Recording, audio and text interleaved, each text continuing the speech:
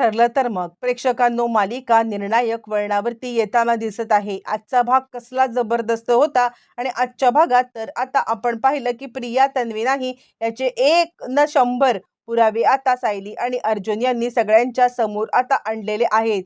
प्रिया तन्वी नसल्याचं सत्य आता सगळ्यांच्या समोर आणलंय, पण मोठा प्रश्न बाकी राहिलेला आहे की जर का प्रिया तन्वी नाहीये तर खरी तन्वी कोण आहे? आणि हे फक्त माहीत असणारे 2च व्यक्ती आहेत, ते म्हणजे महिपत आणि नागराज। आणि त्यांच्याचकडून आता सत्य काढून घेण्यासाठी अर्जुन आणि रविराज यांनी आता मोठा डाव रचलाय आणि त्याच डावामध्ये सगळेच जण अडकलेत आणि आता सायलीच तन्वी असल्याच्या पुराव्यासकट सगळं रविराजांच्या समोर आलेलं आहे। प्रेक्षकांनो मालिका इतकी सुंदर झालेली आहे आणि सायलीच खरी तन्वी आहे हे सत्य रविराजांना समजल्यावरती मग मात्र आता अजून रंजक आलेले आहे। आणि ते पुरावे काय होते? आता महिपतने ते पुरावे दिलेत, पण महिपत सहजासहजी कोणतीही गोष्ट मात्र आता सहज करत नाहीये। ती गोष्ट त्याचं कोणतं काहीतरी हेतू असल्याशिवाय करत नाहीये, हे आपण याच्या आधी पण पाहिलंय। मग त्याचा या सगळ्यामध्ये कोणता हेतू होता? सगळं सविस्तरपणे पाहूया छोटूसा व्हिडिओ चुकव। प्रेक्षकांनो आता इकडे ही बबली लोखंडे आहे हे DNA रिपोर्ट वरून सिद्ध झाल्यावरती मग आता इकडे रविराज सांगायला लागतात, मुळातच जर का ही आता बबली लोखंडे आहे तर माझी खरी तन्वी कुठे आहे? प्रतिमाच्या तर आता डोळ्यामध्ये अश्रू यायला लागतात। या सगळ्यामध्ये माझ्या खऱ्या तन्वीला काय केलंय? या मुलीने तिच्यासोबत काय केलंय? इतक्या सगळ्या लोकांना तिने आता जर का त्रास दिलेला आहे तर माझ्या मुलीसोबत तिने काय केलंय? अर्जुन, सायली सांगा ना, माझी मुलगी कुठे आहे? ती जिवंत आहे ना? तिला काही झालेलं नाहीये ना? आणि त्यावरती मग आता कल्पना सांगायला लागते, बरोबर आहे, जर का आता ही म्हणजे सगळी खरी ओळख घेऊन आली होती तन्वीची। आणि रविराज सांगायला लागतात, ज्या वेळेला ही आता आली तेव्हा हिला एका बाईने माझ्याकडे आणलं होतं आणि त्या बाईने आता मला सांगितलं की हीच खरी तन्वी आहे, पण मला कळत नाहीये की मुळातच हिच्याकडे हे लॉकेट आणि हे सगळं कसं काय आलं? आणि त्यावरती सगळ्यांनाच हा प्रश्न पडल्यावरती सायली सांगते, या सुद्धा प्रश्नांची उत्तरं फक्त आणि फक्त नागराज काका आणि महिपत हेच आपल्याला देऊ शकतील। आणि त्यावरती मग आता इकडे सायली सांगायला लागते, या सगळ्यामध्ये आपण आता खऱ्या तन्वीचा शोध तर घ्यायचाच आहे। प्रतिमा, त्या तुम्ही बिलकुल चिंता करू नका, काहीही झालं ना तरी तुमची मुलगी तुमच्यापर्यंत आणून देणं हे आता माझं कर्तव्य असणार आहे। आणि त्यानंतर मग आता फ्लॅशबॅक मध्ये आपल्याला दाखवलं जातं की अर्जुनने खूप मोठी डील आता महिपतला दिलेली असते। इकडे महिपतला आणण्याच्या आधीच अर्जुनने महिपतला गाठून आता जे काही सांगितलंय ते आपल्याला दाखवलं जातं। अर्जुनने पोलीस कस्टडीमध्ये महिपतची भेट घेतलेली असते आणि महिपतची भेट घेत त्यांनी आता सांगितलेलं असतं, हे बघा महिपत शेठ, म्हणजे काही झालं तरी सुद्धा तुम्ही आता आमची मदत करा, मी तुमची मदत करतो। मला माहिती आहे की साक्षी आता जिवंत आहे आणि तरी सुद्धा अजूनही साक्षी सुरक्षित आहे। जर का या सगळ्यामध्ये आता साक्षीचं सत्य मी फोडलं मग मात्र काहीच होणार नाहीये।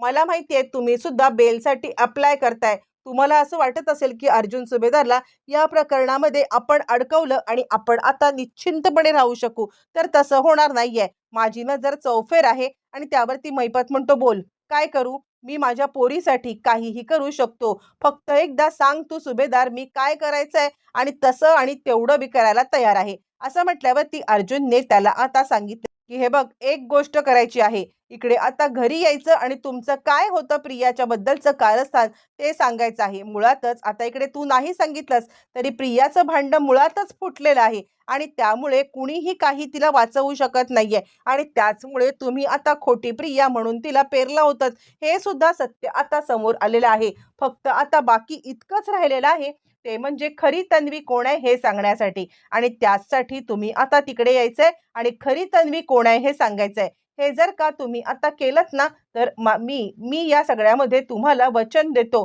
की काहीही झालं तरी आता मी साक्षीच्या वाटेला जाणार नाही। अर्जुनने ही डील सायलीला न विचारता केलेली आणि खरं तर हीच डील आता पुढील भागामध्ये अर्जुनसाठी खूप महागात पडणार असते। अर्जुनला याची कल्पना नाहीये, पण सध्याच्या घडीला मात्र आता खरी आता तन्वी कोण, खोटी तन्वी कोण हे सिद्ध करणं जरा जास्त गरजेचं असतं। आणि त्याच कारणासाठी अर्जुनने हा सगळा डाव रचलेला असतो किंवा अर्जुनने या सगळ्यामध्ये हा मोठा आता हे केलेलं असतं। बरं, हे सगळं झाल्यावरती मग आता आपल्याला फ्लॅशबॅक मधून दाखवल्यानंतर रविराज सांगायला लागतात, बोल अर्जुन बोल, माझी तन्वी कोण आहे? म्हणजे ही कुणाचं गाठोडं घेऊन आली होती आणि त्याच वेळेला अर्जुन सांगायला लागतो, हे बघ सिनियर, मुळातच आता इकडे ही आश्रमातून महिपत आणि नागराज यांच्याकडे गाठोडं घेऊन आली, म्हणजे आता ते गाठोडं आश्रमातलंच कुणाचं तरी असणार हे मात्र आपण आता म्हणू शकतो. पण ते गाठोडं कुणाचं आहे हे एकतर प्रिया सांगू शकते किंवा आता एकतर आपल्याला महिपत आणि नागराज सांगू शकतात. आणि त्यावरती सायली सांगायला लागते, मुळातच जर का आता ही आमच्या आश्रमातलं गाठोडं घेऊन आलेली असेल ना, मग मात्र हिने आश्रमातील कुणाला तरी आता बळीचा बकरा बनवलाय. पण खरं सांगायचं तर हिच्या वयाची फार कमी म्हणजे आमच्या आश्रमामध्ये मुलं होती. आणि त्यावरती कल्पना सांगायला लागते, सायली अगं म्हणजे तन्वी तुमच्या आश्रमातच होती. खरी तन्वी तुमच्या आश्रमातच राहत होती. पण तुला तुला या सगळ्याबद्दल काहीच माहिती नाहीये. यावरती सायली म्हणते, हो. आणि त्यानंतर मग आता महिपत अर्जुनकडे पाहतो आणि अर्जुन आता महिपतला सांगायला लागतो, बोला महिपत शेठ, जे काही आहे ना ते सगळं सगळं सांगा.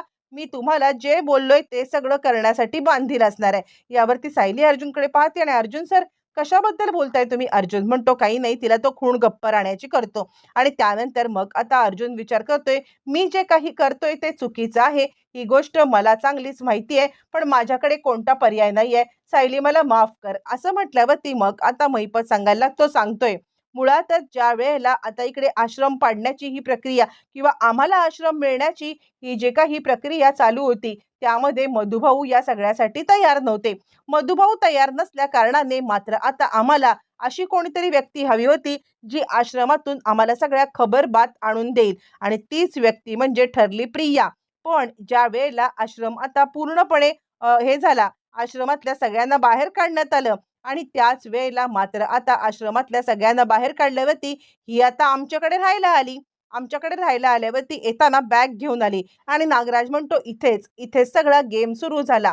ही ज्या वेळेला बॅग घेऊन आली ना, त्या बॅगेमध्ये आता इकडे एक लाल गाठोडं हिने आणलं होतं. हिला वाटलं त्या गाठोड्यामध्ये काही ना काहीतरी महत्वाची गोष्ट मधुभाऊंनी ठेवली असेल किंवा आता मधुभाऊंनी या सगळ्यामध्ये गाठोडं जपून ठेवलंय, म्हणजे आता काहीतरी मौल्यवान वस्तू आहेत, म्हणून ही ते गाठोडं घेऊन आली. बरं, आता गाठोडं घेऊन आल्यावरती ते गाठोड्यामधून सगळ्या गोष्टी खाली पडल्या आणि त्यात फोटो खाली पडला आणि त्याच वेळेला तो फोटो तन्वीचा होता. आणि त्यावेळेला तन्वीचा हा फोटो आपल्याला जेव्हा दिसला मला, तेव्हाच मी प्लॅन केला की आता ही तर तन्वी नाहीये आणि हे गाठोडं ज्याचं आहे त्याला आता माहित नाहीये हिने गाठोडं चोरलंय, म्हणून हिलाच तन्वी म्हणून घुसवायचं. यावरती मग आता प्रिया विचार करते, मग काय आता हे सगळं खरं खरं सांगून टाकणार की काय, की मी खरी तन्वी नाहीये? म्हणजे खरी तन्वी कोण आहे? नाही नाही, नागोबा असं काही करू शकत नाहीये. नागोबांनी या सगळ्यामध्ये आता हे जर का बोलला तर माझं भांडं तर फुटेल. पण आता एक जो काही दुवा राहिलाय तो दुवा सुद्धा आता या सगळ्यामध्ये संपून जाईल. काय करू काय करू, नागोबाला गप्प कसं करू, असा ती विचार करतच बसलेली असताना नागराज आता सांगायला लागतो, आणि हे गाठोडं ज्या मुलीचं ती घेऊन आली होती ना, आणि तीच आहे खरी तन्वी. त्यावरती आता रविराज चिडतात आणि आता गोल गोल गोल गोल घुमवू नकोस महिपत, बोल, एक तरी आयुष्यामध्ये चांगली गोष्ट कर. माझा आता संसार तर तू उद्ध्वस्त केलेलाच आहेस, पण पण आता एक गोष्ट बोलून माझ्या मुलीला माझ्यापासून तोडू नको. नागराज, अरे तू तरी बोल. इतकं काही गुन्हे केलेस, पण आता प्रायश्चित्त करण्याची एक संधी मी तुला देतोय.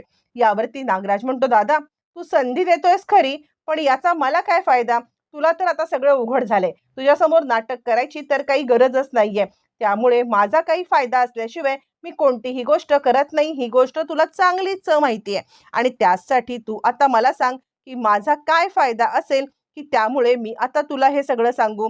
असं म्हटल्यावरती तो म्हणतो, बोल काय हवे? यावरती तो म्हणतो, मला या जेलमधून सोडवायचं. आता मात्र रविराज चांगलेच गडबडलेत आणि त्यानंतर रविराज 2 मिनिटं विचार करायला लागलेत. रविराज विचार करतायत काय बोलू ह्याच्यासोबत. त्यावरती अर्जुन म्हणतो, थांब सिनियर, तुला काहीही बोलायची गरज नाहीये. मी वचन दिलं होतं ना की खऱ्या तन्वीला मी आणेन समोर, त्यामुळे आता चिंता करू नकोस. तू कोणतीही डील करणार नाहीयेस. जे काही करायचं ते मी ऑलरेडी केलंय. प्रिया विचार करते, म्हणजे ह्याला कळलंय का सायलीच तन्वी आहे? आणि त्यानंतर मग आता अर्जुन सांगतोय, शिकरे बोला. आणि त्यावरती शिकरे आता इकडे पाहतोय आणि नागराज, थांब, आधी आता मी डील केलं होतं ना, तू बिलकुल चिंता करू नकोस. तुला सुद्धा या सगळ्यातून बाहेर जर का काढायचं असेल तर आता आपल्याला शांतपणे ह्या सगळ्यामध्ये भाग घ्यायला लागेल. आणि त्यानंतर तो सांगतो, ठीक आहे, ठीक आहे मैपत शिकरे, मैपत शेठ, तुम्ही या सगळ्यामध्ये भाग घ्या. तुम्ही सगळं सत्य सांगा. असं म्हटल्यावरती मग आता इकडे महिपत सांगायला लागतो, हो, माझ्याकडे पुरावा आहे. ही ज्यावेळेला गाठोडं घेऊन आली होती ना, त्यावेळेचा सगळा पुरावा माझ्याकडे आहे आणि तो पुरावा मात्र आता मी सोबत घेऊनच फिरत आहे. मुळातच हिने आता माझ्याकडून तो पुरावा पळवण्याचा प्रयत्न केला होता. पण त्यानंतर गाठोडं जरी तिने पळवलं असलं, तरी त्यातले खूप मोठे पुरावे मी आता ठेवलेले आहेत. प्रिया विचार करते, म्हणजे ह्याने माझ्यासोबत आधीपासून उलटा गेम खेळत होता आणि मला तर वाटत होतं, की मीच शातीर आहे, मीच यांना खेळवते आहे. नाही, हे सगळं जे काही घडतंय ना, ते आता कसं बदलू तिला काही कळत नाहीये. ती अजूनही विचार करते, की मला या घरामध्ये जर का आता हक्काचं स्थान हवं असेल, तर मला काहीतरी नाटक करायला पाहिजे आणि प्रियाचं नाटक सुरू होतं. प्रिया या सगळ्यामध्ये आपल्याला चक्कर आली अशी नाटकं सुरू करते. पण त्याच वेळेला तडफदारपणे अश्विन सांगतोय, "तू कितीही नाटकं केलीस ना, अगदी तू मरणाच्या दारात जरी टेकलीस ना, तरी सुद्धा तुला डुंकून बघायला मी येणार नाहीये. त्यामुळे ही सगळी नाटकं तुझी बंद कर. काहीही झालं तरी सुद्धा ही तुझी नाटकं आता बंद झाली पाहिजेत." असं म्हटल्यावरती आता मात्र प्रियाच्या लक्षात आलंय, की आपण कितीही नाटकं केली तरी आता अश्विन या सगळ्यामध्ये आपल्याला बघणार नाहीये. आणि तोचपर्यंत मग आता इकडे सांगायला लागतो महिपत, या प्रताप शेठ इकडे या आणि आता इकडे रविराज तुम्ही पण या. तुम्हाला जे काही सत्य आता मी सांगणार आहे ना, ते सत्य ऐकल्यावरती खऱ्या अर्थाने तुमच्या पायाखालची जमीन हादरणार आहे." असं म्हणत त्यांनी आता या सगळ्यामध्ये ते गाठोडं त्याच्याकडे त्यांनी आता प्रियाच्या विरोधात पुरावा म्हणून जपून ठेवलेलं आहे. ते गाठोडं तो आता समोर आणतो आणि ते गाठोडं रविराजांच्या हातात दिलंय. ज्यावेळेला रविराजांच्या हातामध्ये ते गाठोडं दिलंय आणि रविराज ते गाठोडं पाहतायत आणि त्यावरती महिपत सांगायला लागतो, "याच्यामध्ये तुमच्या खऱ्या तन्वीचा फोटो तर आहे, पण मोठेपणीच्या तन्वीचा सुद्धा फोटो आहे. हे सगळं एकदा उघडून तुम्ही पाहिलत ना, मग मात्र तुम्हाला या सगळ्या गोष्टी आता क्लिअर होतील." रविराज ज्यावेळेला ते गाठोडं घेतायत आणि गाठोड्यामधल्या छोट्या तन्वीचा फोटो त्यांनी काढलाय. छोट्या तन्वीचा फोटो काढल्यावरती त्याच्यामध्ये आता इकडे छोट्या तन्वीच्या फोटोच्या मागे सायली मधुकर हे नाव बघून रविराजांना तर धक्का बसलाय. पण त्याचबरोबर त्याच गाठोड्यामध्ये असलेला सायलीचा फोटो रविराज गडबडलेत. "महिपत, तू माझ्यासोबत गेम खेळतोयस का? तू आता उगाचच काहीतरी मला सांगतोयस." महिपत म्हणतो, "बिलकुल नाहीये आणि माझ्यावरती जर का तुम्हाला विश्वास नसेल ना, तर आता या सायलीची आणि तुमची एक DNA टेस्ट होऊन जाऊ दे की. कुणी अडवलंय तुम्हाला?" आता इकडे काही झालं तरी सुद्धा DNA टेस्ट आता स्वतःच्या निगराणीखाली जशी अर्जुनने आत्तापर्यंत केले तशी करून टाका एक DNA टेस्ट. असं म्हटल्यावरती आता मात्र DNA टेस्ट करण्यावाचून कोणताही पर्याय नाहीये. हे महिपतच्या बोलण्यावरती विश्वास ठेवायचाच नाही, हे आता इकडे रविराजांनी कन्फर्म केलंय आणि त्यानंतर मग आता रविराज इकडे आता अर्जुन आणि यांची DNA टेस्ट करणार. अर्जुनला पण धक्का बसलाय, सायलीला पण धक्का बसलाय आणि त्यांना कुणालाही विश्वास बसत नाहीये, की खरंच या सगळ्यामध्ये आता इकडे सायलीच खरी तन्वी आहे. त्यांना अजूनही असं वाटतंय, की आता आपल्यासोबत गेम खेळतायत. पण आता नक्की सत्य काय आहे, हे ज्यावेळेला खऱ्या अर्थाने समोर येईल, तेव्हा नक्की काय घडणार येणाऱ्या भागामध्ये प्रेक्षकांनो सगळ्या गोष्टी आता अशा पद्धतीने कळणार आहेत.